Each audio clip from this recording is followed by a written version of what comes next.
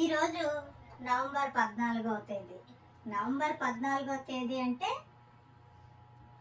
బాలల దినోత్సవం, children's day. ఈ చిల్డ్రన్స్ డేని సందర్భంగా మా చిన్ననాటి రోజులు గుర్తొస్తున్నాయి.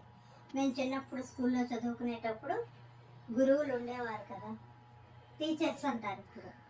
వాళ్ళు చెప్పేవారు అనమాట, మోకాళ్ళ మీద నుంచో అని.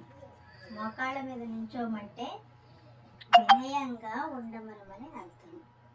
తర్వాత నోటి మీద వేలు వేసుకో, నోటి మీద వేలు వేసుకో అంటే నీవు గొప్పలు చెప్పుకోవద్దు అని అర్థం. తర్వాత చెవులు పట్టుకోమనేవారండి, ఇలాగా చెవులు పట్టుకోమంటే శ్రద్ధగా విను అని అర్థం. ఆ విధంగా మా గురువులు మా చిన్ననాటి రోజుల్లో చెప్పేవారు, అది గుర్తొచ్చి. తర్వాత నెహ్రూ గారు అనమాట అండి. నెహ్రూ గారికి ఇష్టమైంది ఏంటి? రోజ్, గులాబీ పువ్వు వారికి ఇష్టం. తర్వాత ఆయనకి ఇష్టమైన పాట ఒకటి ఉంది, అదేమిటంటే పిల్లల్లారా పాపల్లారా. ఈ విధంగా మీ చిల్డ్రన్స్ డేని పురస్కరించుకొని నా రోజులు గుర్తుకొచ్చి మీ ముందు ఉంచుతున్నాను. Happy children's day. ఈరోజు నవంబర్ 14వ తేదీ. నవంబర్ 14వ తేదీ అంటే బాలల దినోత్సవం, చిల్డ్రన్స్ డే.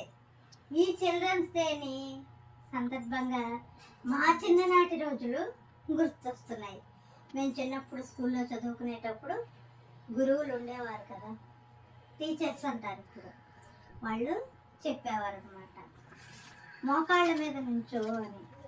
మోకాళ్ళ మీద నుంచోమంటే వినయంగా ఉండమనమని అర్థం.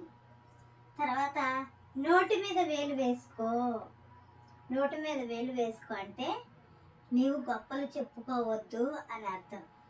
తర్వాత చెవులు పట్టుకోమనేవారండి, ఇలాగా చెవులు పట్టుకోమంటే శ్రద్ధగా విను అని అర్థం.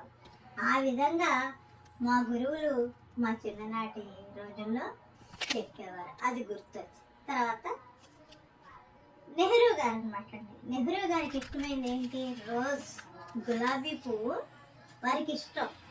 తర్వాత ఆయనకి ఇష్టమైన పాట ఒకటి ఉంది, అదేమిటంటే పిల్లల్లారా పాపల్లారా. ఈ విధంగా మీ చిల్డ్రన్స్ డేని పురస్కరించుకొని నా రోజులు గుర్తుకొచ్చి మీ ముందు ఉంచుతున్నాను. Happy children's day.